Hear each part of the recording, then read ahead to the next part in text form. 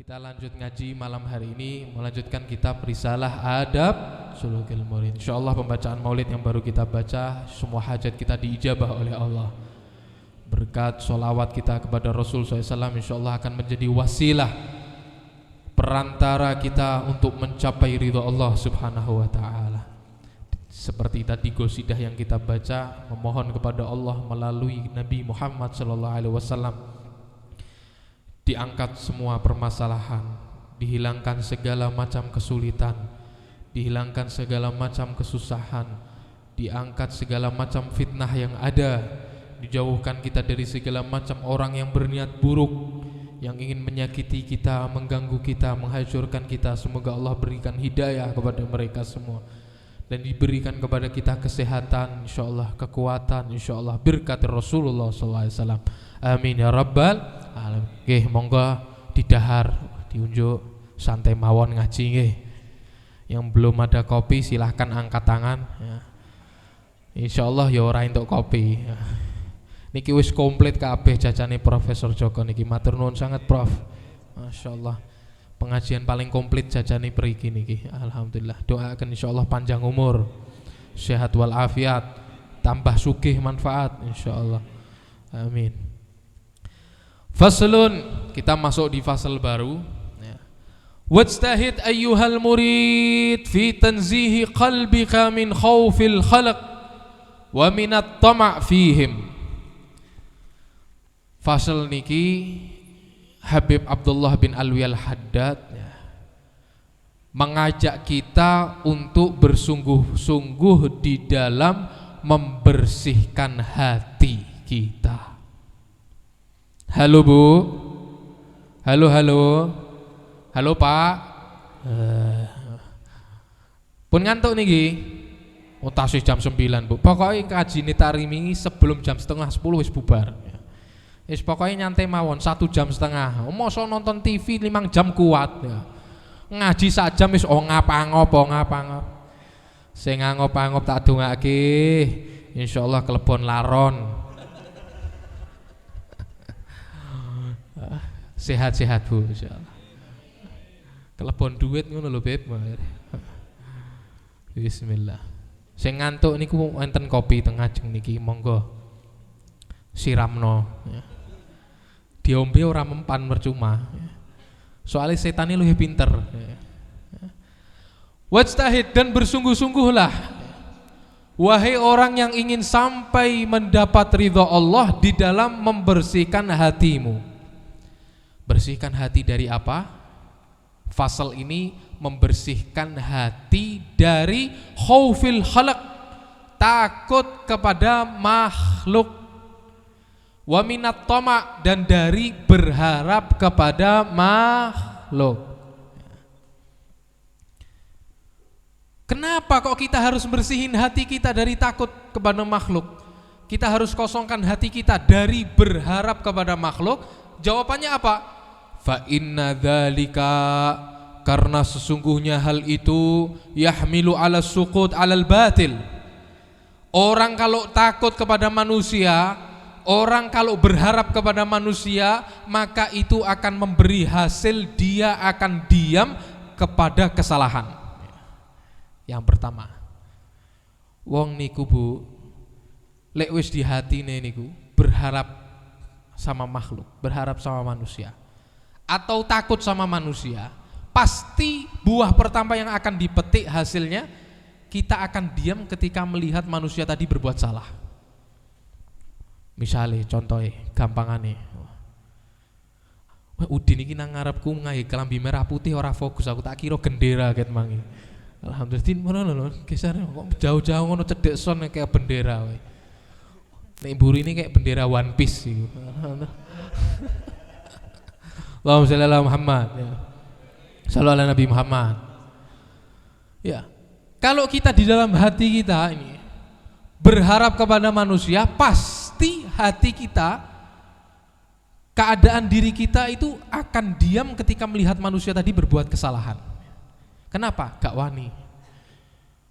Misalnya contohnya, sampean ini kerja, ikut sama bos sampean sugih pol, loman luar biasa, luar biasa. Agamanya Islam, KTP-nya Islam.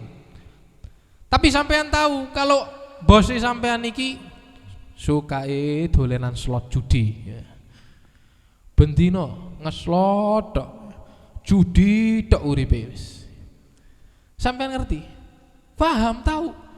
Tapi sampean yang pertama karena sampean berharap sama dia. Sampean takut pasti ketika melihat dia berbuat salah untuk menegurnya. Nggih napa nggih? Nek tak tegur aku malah dipecat, Beb.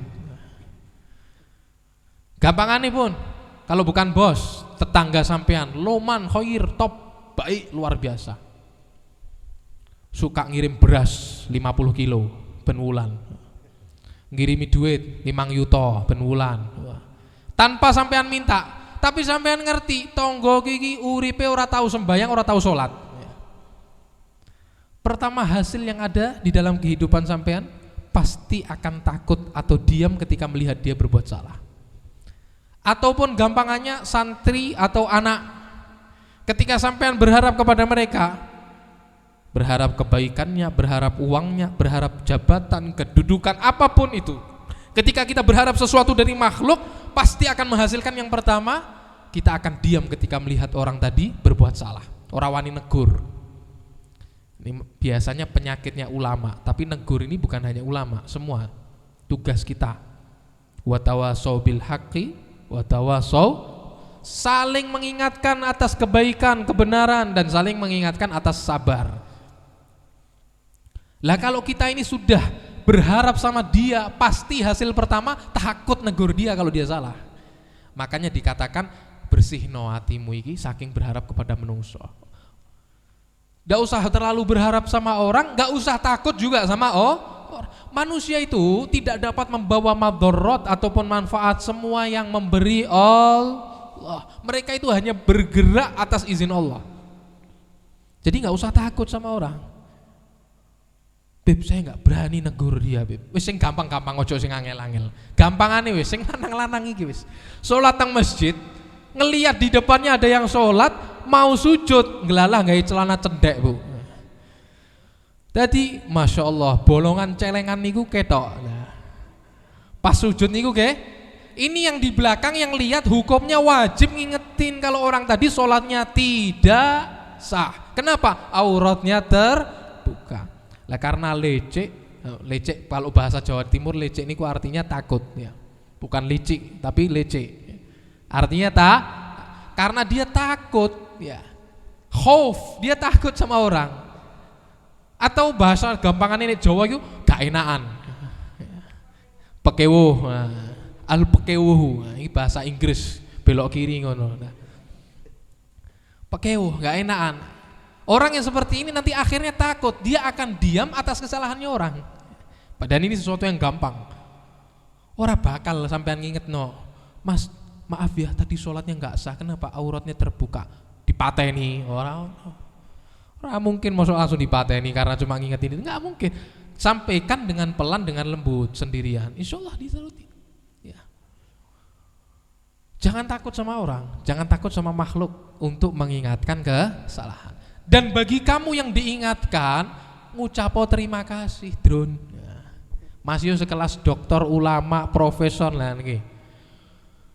Walaupun sekelas ustadz, termasuk saya berjuta kali ingetin sama santri-santri, rek, mesti tak elingno, takono iki. Model Hasan niki, Apip, Maul, apa maneh Devanu. Ya. Tak elingno terus, rek, nek sampean niku delok aku iki salah, ojo dipeloki. Jangan diikuti, engko mbok gawe dalil, Bib Qadir pisan. Nah, Ustaz Qadir juga ngelakuin ini kok. Masa saya nggak boleh, saya nggak apa-apa, jangan. Kalau saya salah katakan salah. Kalau saya salah tegur, ingetin saya salah. Ojo dipeloi, digai dalil. Loh, aku duduk nabi. Kita bukan nabi, bukan manusia yang tidak punya salah. Kita punya salah. Kadang ada salah paham. Kadang keadaan memang lagi nggak pas. Ya, namanya menungso ya kurang lebih, Bu. Nek lebih toh ya malaikat sampean. Saling ingatkan, yang ngingetin dengan baik, yang diingetin ojo baperan. Nah, ulama diinteni santri ini baper, murung, gak gelem maneh ngaji. Nah, jangan, terima aja, alhamdulillah, syukron, jazakumullah khair, telah diingetin ya, terima kasih. Nggak apa-apa. Yang ingetin nggak usah takut. Ya. Wah takut saya, nggak berani saya, nggak usah. Asalkan itu benar, ingetin. Ya. Itu namanya saling mengingatkan di dalam kebaikan. Itu yang pertama. Yang kedua, orang kalau takut sama makhluk atau dia berharap bergantung sama makhluk, itu pasti membawa dia alal mudahana fiddin. Mudahana fiddin niku artinya menjadi penjilat, gampangannya. Makanya hati-hati ulama, ojo engko nek wong sugih dipuji-puji habis-habisan, kena wong melarat dihina habis-habisan. Lihat nanti pemerintah atau siapapun yang memiliki jabatan kuat, wah digandeng deketin sampai terus ya. Hukumnya haram, dia cariin. Bentar, ini ada dalilnya ini. Wah. Dia tahu ini haram, tapi karena orang ini sering ngasih dia, nggak berani negur. Kalau perlu ditanyain pendapat, oh saya tak carikan pendapat yang halal. Ada ini. Kalau 4 madhab Imam Syafi'i, Maliki, Hanafi, Hambali dah nggak ada semua, dia cariin yang lain. Tak golekno. Imam sopo Al-Ngawuri. Cariin dalil untuk membenarkan perilaku dari mereka. Ini bahaya. Kenapa? Karena dia berharap. Jawabannya cuma satu, di dalam hati berharap. Ingin sesuatu dari fulan jangan. Ya ini nggak harus pemerintah aja, semua. Kamu berharap sama bos kamu, ditanyain hukum gini aslinya nggak boleh, haram, kamu halal-halalin ya. Wis ora apa-apa ono pendapat walaupun lemah niki lah, bahaya. Nanti akhirnya jadi penjilat, nggak boleh. Jangan ada berharap kepada makhluk.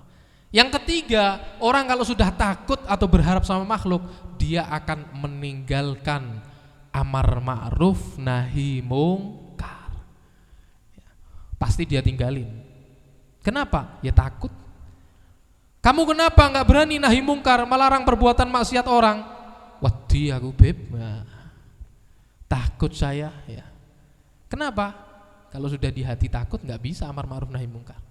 Kenapa kamu tahu tetangga kamu nggak sholat, nggak kamu ajak sholat? Wedi aku beb, nah, takut.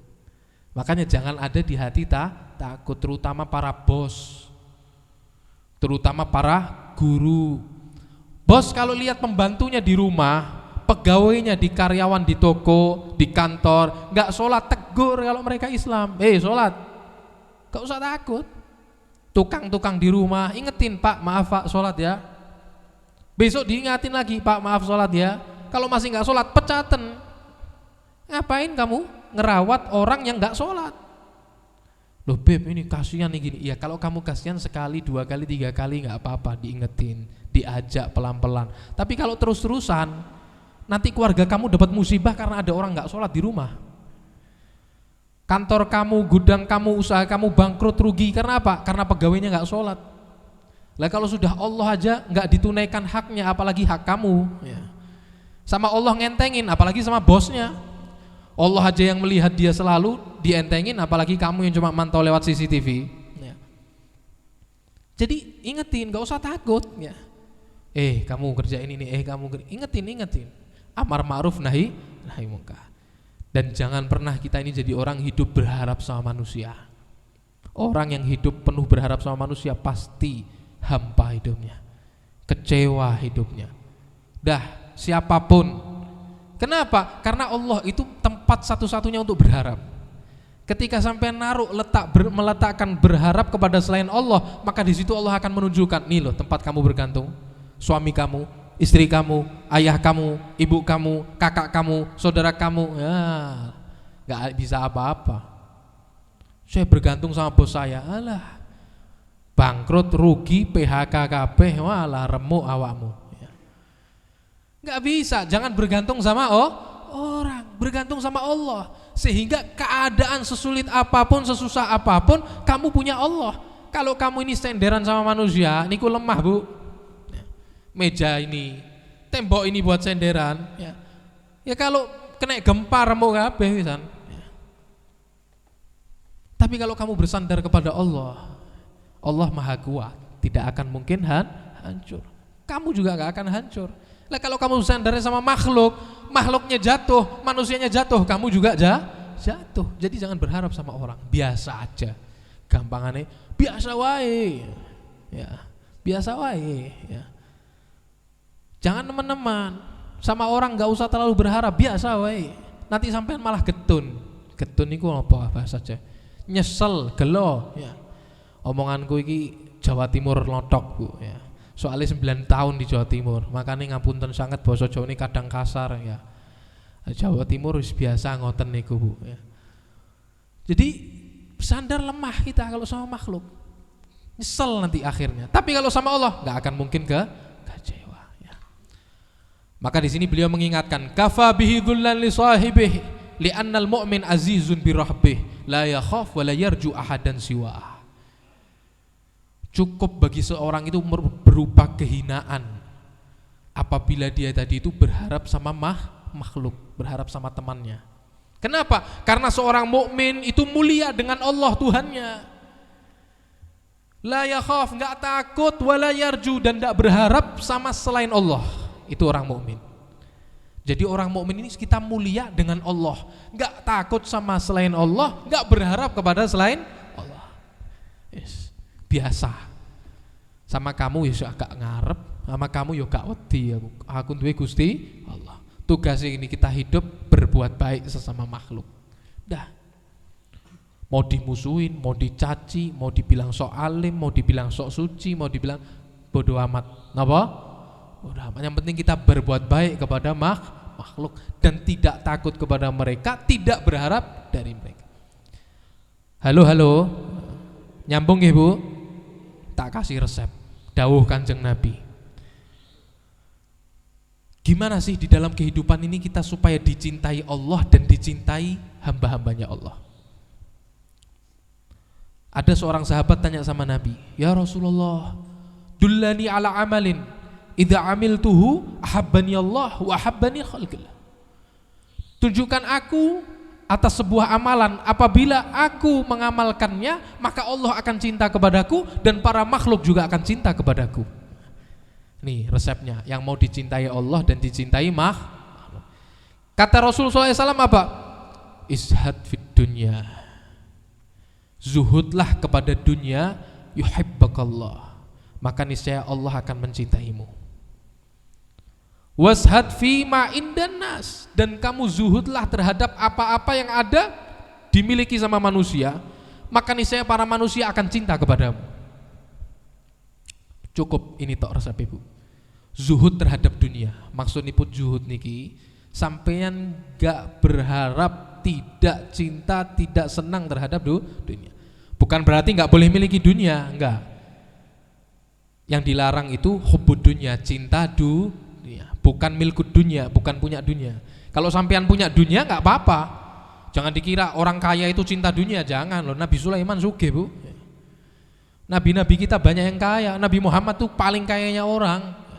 Cuma beliau nggak suka sama dunia, sehingga beliau lebih milih lapar sehari, puasa kenyang sehari, lapar sehari.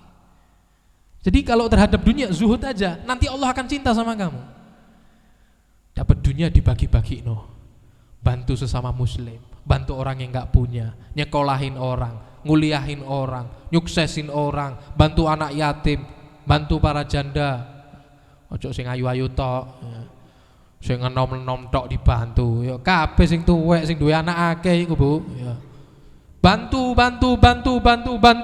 Zuhud terhadap dunia, keluarkan untuk investasi akhirat kita. Oh, Allah cinta sama kamu. Dan zuhudlah. Jangan kamu berharap sama apa-apa yang ada dimiliki sama orang, manusia. Manusia itu kalau kamu meminta sekali dua kali dikasih, Bu. Tapi nek wis bolak-balik, ya mari, Bu, ditutup gerbangnya. Diusir sampean. Itu sifatnya manusia, sehingga kita sebagai manusia jangan berharap sama mereka. Ya kalau kita lagi butuh darurat silahkan, enggak apa-apa, minta tolong sama yang sekiranya bisa bantu, monggo. Tapi jangan ada berharap di hati kita, di titik kita kepada mereka, apalagi sampai meminta-minta kepada mereka berkali-kali. Itu akan membuat mereka tidak suka sama kita. Kalau pengen dicintai sama orang, ojo ganggu hartane menungso. Gampangan ini bahasan Jawa Timur, gak paten. Napa, Bu? gak apa. Meh kon duwe mobil 10 PN. Omahmu 5 tingkat PN kabeh. Aku gak paten ambek dunyamu. Saya gak butuh sama dunia kamu. Saya bisa usaha sendiri.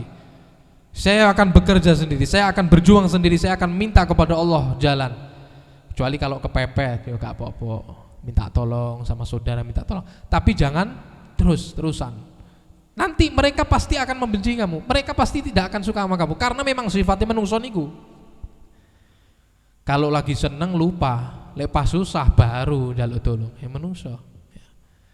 Makanya kita yang punya kelebihan bantu tanpa nunggu diminta. Ya.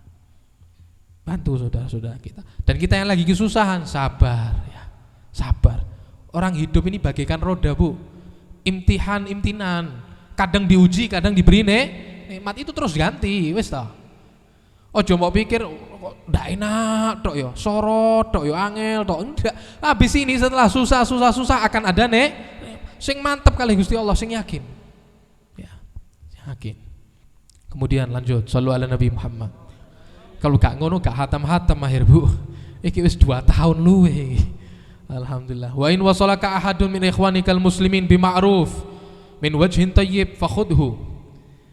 Kata Habib Abdul Haddad, apabila ada orang dari saudaramu muslim, dia datang kepadamu, memberimu sesuatu dari hal yang halal, dari hal yang bagus, maka kata beliau apa? Ambil. Misalnya ada orang baik, ada orang dermawan datang ngasih sampean fulus 5 miliar. Wah, alhamdulillah.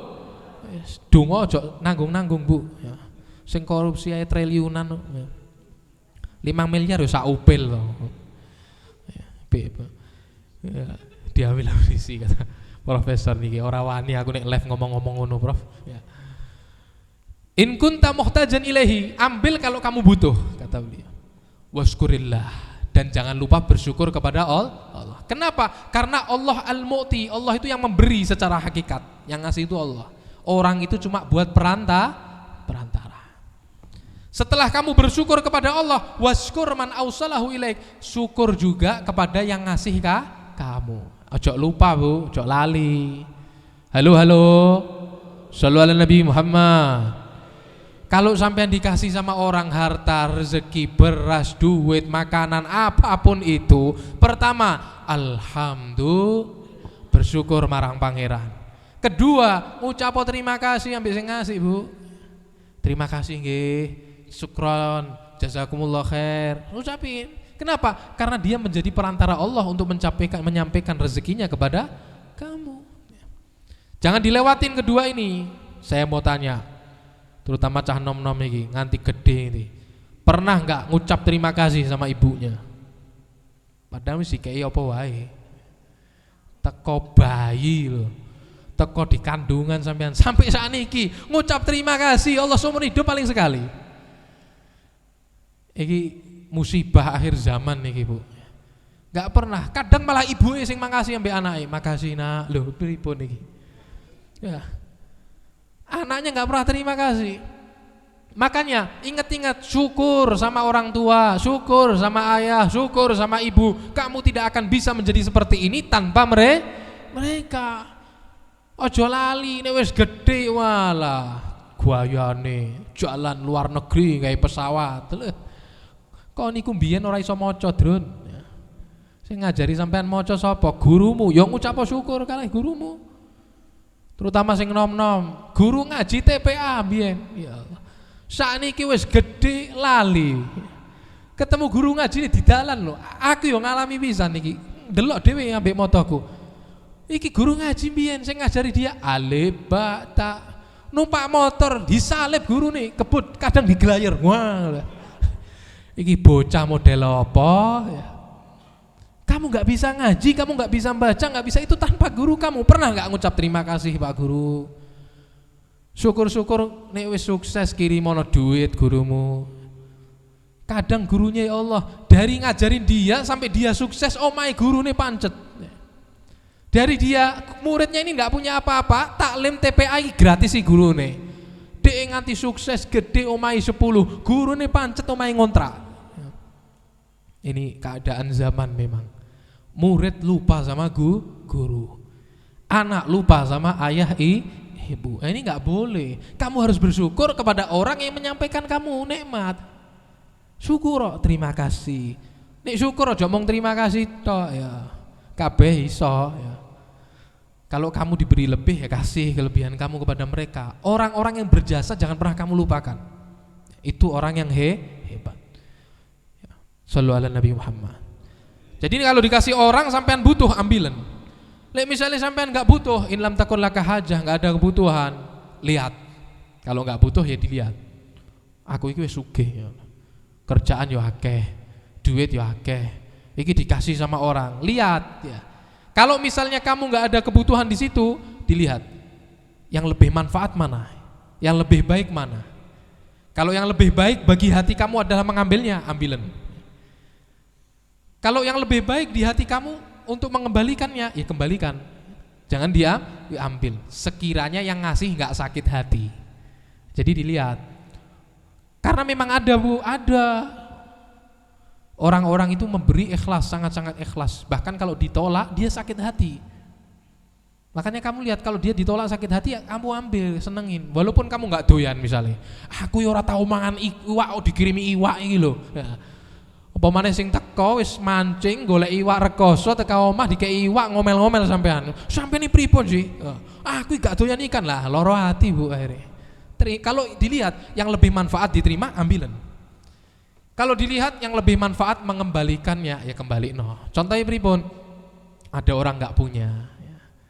Tapi dia ingin hormat sama kamu, ngasih kamu uang, ngasih kamu harta, ngasih kamu makanan. Padahal dia gak punya, fakir. Jangan dikira gak ada, loh banyak. Apalagi kalau ulama-ulama, ustadz-ustadz undangan di pelosok-pelosok dalam-dalam, itu kadang orang yang undang orang nggak punya, tapi dia ingin mendapat berkah, ingin dapat ilmu, ingin dapat, walaupun diterima ya nggak dosa yang nerima. Tapi kalau dilihat ini lebih baik dikembalikan, orangnya nggak sakit hati ya kembalikan aja. Tolak dengan baik, kata beliau, ruddahu birifkin, tolak dengan lembut, ya. Tolak dengan lembut. Wa iyyaka warad lisyuhrah, terakhir ya. Dan hati-hati, jangan pernah sampean nolak pemberian orang karena ingin terkenal. Ada nggak? Yo kata. Biasanya ulama-ulama kelas top, nopo pejabat-pejabat sing wis top. Saya nggak mau nerima dari sampean niki. Saya nggak mau nerima dari kamu. Orang ngasih ditolak. Kenapa? Ingin terkenal dia. Terkenal apa? Ikhlas. Di hadapan santrinya, saya nggak mau nerima Rp1.000 pun saya nggak mau nerima dari orang-orang ini. Supaya terkenal apa? Hebat dia, nggak butuh uang dari orang-orang. Lah, ini kata beliau bahaya. Begitu juga akhad lisyahwah, akhad bisyahwah, mengambil dengan syahwat. Maksudnya mengambil syahwat nih, sampean berharap duitnya. Hati-hati. Siapapun, mau dai, mau ustadz, mau pengajar, mau apapun, ya hati-hati jangan berharap kepada pemberian. Terbangan hadroan solawat tentang dinti. Nek lak kei duit gak gelem budal ya. Ustad nek lak kei duit gak gelem ngajar ya. Nek ngisi gak dikei amplop gak gelem teko. Nah, hati-hati ya. Hati-hati, takut sama Allah. Bagi yang ngundang, bagi yang belajar yo sadaro ya. Ojo mung ke ustad-ustad iki dikongkong lillah kabeh. Akhirnya tak sawang-sawang niki sing TPA guru-guru pengajar iku wis pada metu resign kabeh. Lah kasihan mereka Bu.